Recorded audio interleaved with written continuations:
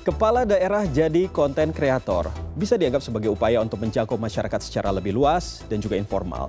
Media sosial memungkinkan mereka untuk menunjukkan sisi personal, menjelaskan kebijakan dengan gaya ringan, dan membangun kedekatan yang mungkin saja sulit dicapai lewat cara-cara birokratis. Seperti halnya kerap menampilkan momen marah, haru hingga jenaka di dalam video yang diunggah ke media sosial.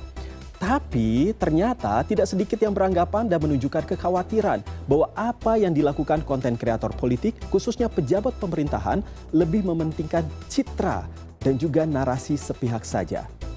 Tentunya terkait hal ini, saya akan berbincang dengan Direktur Eksekutif Trias Politika, Agung Baskoro. Halo, selamat malam Pak Agung. Halo Mas Iqbal, pemirsa semua, selamat malam. Baik, Pak Agung. Bagaimana Pak Agung melihat tren kepala daerah atau pejabat yang aktif sebagai konten kreator di media sosial? Apakah ini merupakan bentuk keterbukaan atau justru strategi pencitraan semata?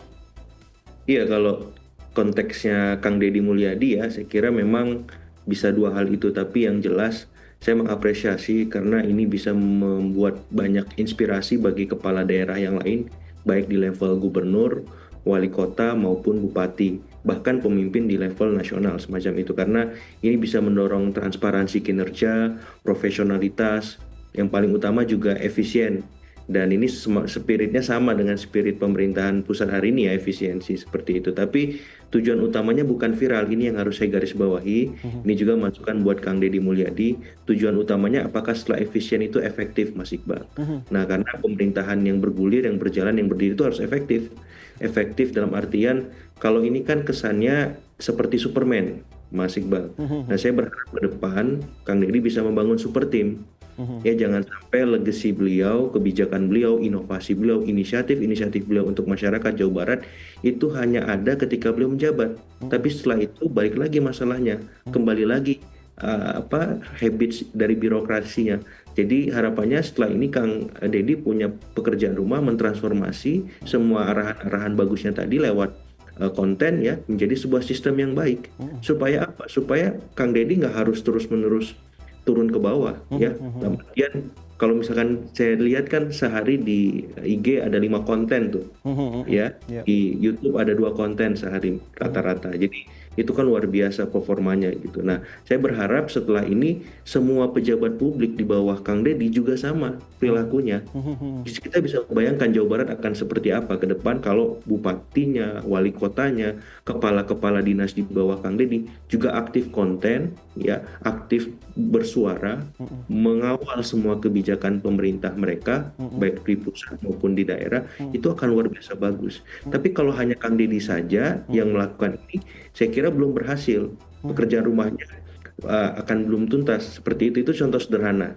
Jadi semangat berkonten ini juga semangatnya minimal di Jawa Barat di bawah Kang Deddy semuanya juga bergerak bersama. Mindsetnya enak. Sehingga Kang Deddy nggak capek-capek dan lebih fokus dengan hal-hal yang lebih strategis. Seperti itu. Tapi Pak Agung, apakah ini efektif begitu ya untuk bisa menjangkau masyarakat secara luas atau hanya bagian-bagian tertentu saja seperti yang kita lihat di media sosial dari Kang Deddy sendiri?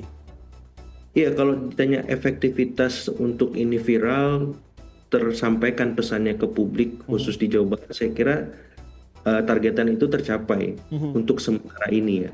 Tapi memang yang perlu digarisbawahi apakah itu efektif membangun budaya birokrasi atau birokrat di Pemprov Jawa Barat ataupun di ruang lingkup ASN di Jawa Barat ya, untuk bekerjanya sama gilanya seperti Kang Deddy bekerja, luar biasa kerja keras kan, seperti itu. Tapi kalau hanya Kang Deddy, ini yang saya khawatirkan, ini akan menjadi bumerang di masa mendatang ketika Kang Deddy misalkan diberi amanah yang lebih besar, ya bukan lagi di Jawa Barat. Nah, baratnya nanti bisa kembali lagi kalau sistemnya nggak kuat, tidak ada kader-kader yang menggantikan sebagai alternatif, birokrasinya belum matang sistemnya seperti itu. Jadi maksud saya Kang Deddy boleh turun ke bawah semaksimal mungkin, tapi jangan lupa sistem di internal, manajemennya, ya, birokrasinya, karena ini akan mengawal lebih jauh lebih panjang, lebih sustain seperti itu Mas Iqbal. Mm-mm. Dan itu jadi pekerjaan rumah bersama. Misalkan ambil contoh, saya berharap wakil gubernurnya Kang Deddy juga aktif membuat konten misalkan. Mhm, Mengawal apa yang sudah dilakukan Kang Deddy, misalkan ada kebijakan kemarin bersihin pasar Caringin oke. supaya tetap bersih terus, Mhm, itu siapa yang mengawalnya? Ya mhm, berarti harus turun misalkan. Atau misalkan anak-anak yang bermasalah yang dikirimkan ke Kostrad Angkatan Darat mhm, supaya ini memang menjalar ke semua, ini siapa yang ngawal? Kepala dinas misalkan olahraga kepemudaan misalkan. mhm, Jadi maksud saya mereka harus konten juga tuh mhm, progresnya gimana, mhm. monitoringnya seperti apa, program-program tadi supaya apa, nanti pasar Caringinnya nggak kotor lagi Oke. ya, tapi bersih seterusnya sepanjang Kang Deddy memimpin, bahkan setelah Kang Deddy nggak memimpin, pasar Caringin di Kota Bandung bersih ya. Mhm, mhm, Kemudian yang anak bermasalah tadi mhm, ya karena dikawal ya nggak, akhirnya jadi anak baik, bahkan jadi generasi emas bangsa kita, nggak lagi balik lagi tawuran lagi, narkoba lagi mhm, ya, dan lain-lain semacam itu. Maksud saya aparat di bawah Kang Deddy harus dipastikan juga aktif, harus juga punya inisiatif mhm. sebagaimana kalau hanya Kang Deddy aja, ini bahaya Oke. seperti. Nah, pemimpin itu harus bisa memastikan bawahannya sebagai dia, Mhm, supaya apakah dia, mhm, kebijakan-kebijakan dia, inovasi kebijakannya itu bisa terus berlanjut, Mas Iqbal, mhm. seperti itu. Pak Agung, tapi kenapa Anda begitu yakin begitu bahwa dengan gaya komunikasi seperti ini bisa menjangkau ke seluruh lapisan masyarakat? Kita tahu sendiri bahwa tentu tidak semua masyarakat juga bisa bermain handphone. Kita ini tentunya ada kelasnya begitu, ada yang masyarakat yang mampu untuk memiliki handphone, untuk bisa browsing dan lain sebagainya. Tentunya ada juga yang masyarakat yang tidak mampu untuk bisa melihat dan masih istilahnya masih tradisional begitu. Bagaimana Anda begitu yakin bahwa gaya komunikasi seperti ini harus juga bisa dicontoh dengan kepala daerah yang lain? Iya, pertama sosiodemografi kita ya, Mas, mayoritas kini didominasi oleh gen milenial dan gen Z semacam itu, sehingga Mhm, ini bisa membuat efek viral tadi menyebar dengan masif ketimbang misal hanya sebatas melakukan pendekatan lewat gaya-gaya konvensional, tidak mhm. disebarluaskan. Oke. Yang kedua soal sosial demografi, hampir semua masyarakat kita sekarang memegang handphone, Mhm, walaupun memang ada kebatasan soal sinyal BTS-nya semacam itu, tapi sedikit banyak terpapar. Dan dalam logika politik, seringkali kota mempengaruhi desa, hmm, seringkali pusat mempengaruhi daerah. oke. Jadi ketika informasi itu sudah masif tersebar, Mhm, dengan sendirinya bisa langsung bergerak lewat mulut ke mulut, Mas. mhm, Seperti itu. Karena memang kan teknologi belum sampai, misalkan ada kendala soal sinyal dan seterusnya. Jadi saya kira dengan aktivitas sekarang, saya kira perlu dilanjutkan. Tapi mhm, mungkin tadi PR-PR yang memang utama soal setelah efisien, mhm, anggarannya apakah efektif pemerintahannya. Yang mhm. kedua, apakah budaya ngonten ini hanya di Kang Deddy atau bisa diteruskan ke pejabat-pejabat di bawahnya. Yang ketiga, PR-nya lagi memastikan kebijakan ini terkawal, bisa Oke, berlanjut. Saya oke. kira kalau itu semua dikerjakan, dilakukan oleh Kang Deddy, saya kira ini bisa menjadi pembelajaran yang luar biasa bagi kepala daerah lainnya seperti itu. Mhm. Nah, berbicara soal gaya komunikasi dari kepala daerah, ya kita sebut saja contohnya Kang Deddy lagi begitu ya. Ya, Nah, kita lihat begitu di beberapa videonya ada yang sambil menangis, ada yang marah-marah, ada yang macam-macam begitu. Tapi apakah menurut Anda ini cukup penting dilakukan begitu ya untuk memperlihatkan kepada publik ya, bagaimana ekspresi yang dilakukan oleh seorang pejabat daerah begitu, karena tidak sedikit juga ada beberapa waktu itu sempat ada yang siswa begitu ya, siswa SMA ya. yang tidak bisa kali-kalian, yang akhirnya ya tentu saja ini akan membuat si sosok anak tersebut menjadi malu dan lain sebagainya. Betul, betul. Nah, ini yang perlu digarisbawahi sekaligus kritik kepada Kang Deddy bahwa bermedia sosial juga ada dalam tanda petik aturan mainnya semacam Hmm. itu. Dalam konteks ini jangan sampai memang kesannya jangan terlalu kelihatan agenda settingnya, framingnya, Mhm. ya. Perlu juga sisi-sisi organiknya mengemuka. Misalkan di samping saya ada video seorang talent yang dianggap seringkali tampil di model Ya. iklan televisi, itu kurang natural ya. Mhm. Setelah ditelusuri lebih lanjut oleh netizen maha kritis seperti itu, Mas Iqbal. Nah, saya kira Ya. hal-hal ini bisa menjadi alarm buat Kang Deddy bahwa over publicity, Mhm. over apapun lah seperti itu tidak baik bagi Kang Deddy, juga pun pembelajaran kepada masyarakat, sehingga proporsionalitas, Mhm. dimensi profesionalitas menjadi utama. Mhm. Apa yang harus dia sebarkan ya utamanya substansi kinerjanya, kebijakannya, Mhm. ya. Dari sifatnya yang misalkan terlalu personal, apalagi sampai menyudutkan satu dua orang saja semacam itu. Mhm. Kecuali memang itu terpaksa terjadi secara alami, Mas Iqbal. Mhm. Tapi kalau misalkan ada arahan direncanakan terlalu terlalu spesifik, terlalu rigid, terlalu detail yang akhirnya menyudutkan satu dua pihak Mhm. ataupun menyinggung Mhm. para pihak lain. Misalkan Mhm. dalam konteks waktu itu ada penggusuran ya Mhm. di Puncak karena ada soal apa namanya pembangunan yang tidak sesuai peruntukan, Mhm. ternyata menyinggung beberapa masyarakat yang memang terdampak semacam itu. Terus ada juga pemerintahan yang di level nasional yang juga terdampak. Oke. Ambil contoh kan Kementerian Pariwisata, Kementerian ATR dan seterusnya. Jadi Mhm. maksud saya hal semacam itu sebelum dieksekusi sebagai sebuah konten juga harus dipertimbangkan apakah stakeholder terkait itu sudah terkomunikasikan, apakah aturan mainnya sudah ada, apakah ini tidak akan menjadi soal di belakang hari. Mhm. Dalam artian Kang Deddy harus mengkerangka ini selain dengan tim dengan aturan main. Mhm. Misalkan Mhm. kebijakan bagusnya apakah itu vasektomi ketika ngambil bansos, Oke. ketika misalkan melanggar anak-anak mau ditaruh di angkatan darat atau TNI semacam itu, Mhm. ataupun soal yang lain itu ada Mhm. pergubnya misalkan.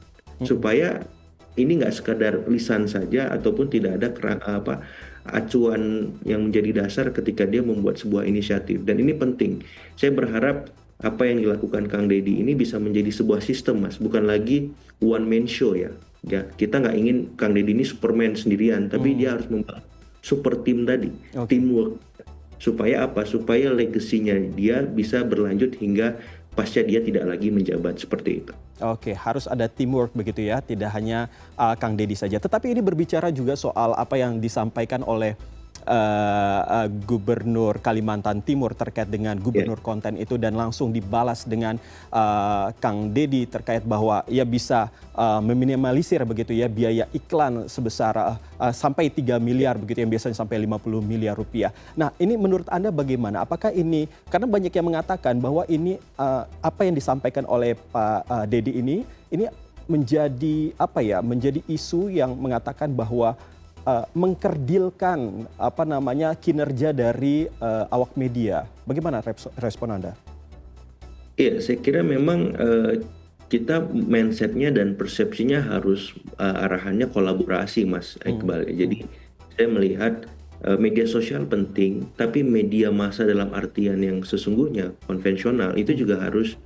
diakomodir. Karena apa? Karena daya jangkaunya akan sangat luas. Tapi kalau ini dibenturkan akan sangat sayang sekali seperti itu. Jadi Hmm. harapan saya ke depan ya bukan hanya soal kontennya, Hmm. tapi juga bisa berkolaborasi dengan media lain atau para pihak yang selama ini concern di situ. Karena apa?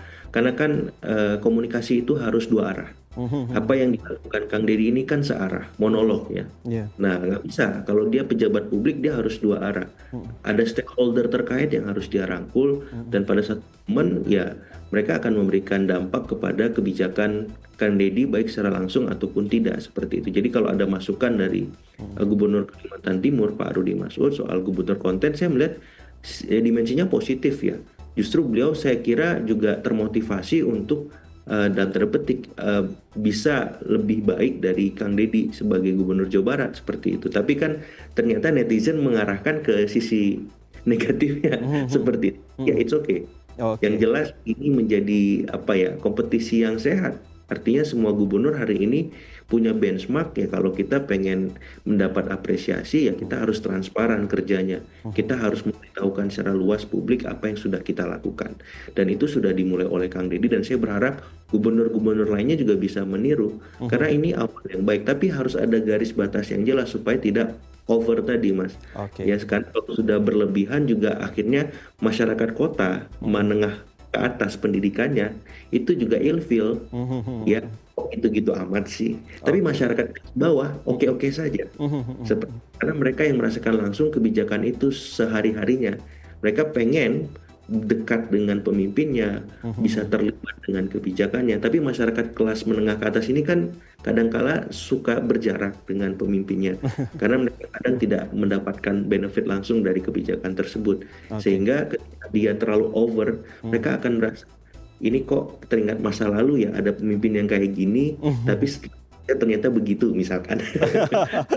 Oke, Jadi baik. Siapa ya itu? maksudnya Ya kita saya bisa nebak sendiri. mengatakan Kang Deddy harus bisa mencari titik tengah Mhm. keseimbangan dari aspirasi masyarakat di level bawah tadi Oke, dengan aspirasi masyarakat di level menengah ke atas supaya apa? Kang Deddy bisa diterima semua. Walaupun pemimpin tidak bisa diterima semua, mhm, tapi minimal titik keseimbangan, titik tengah, titik temu di mana Kang Deddy bisa menampilkan ya image maupun persepsi tentang dirinya baik. dengan kata-kata lebih positif ketimbang negatifnya seperti itu. Iya, intinya harus berkolaborasi, jangan menjadi Superman sendirian begitu ya. Terima kasih Mas Agung Sama-sama, Mas Iqbal. Baskoro sudah berbincang dengan kami di CNN Indonesia Connected. Sampai ketemu lagi di lain kesempatan.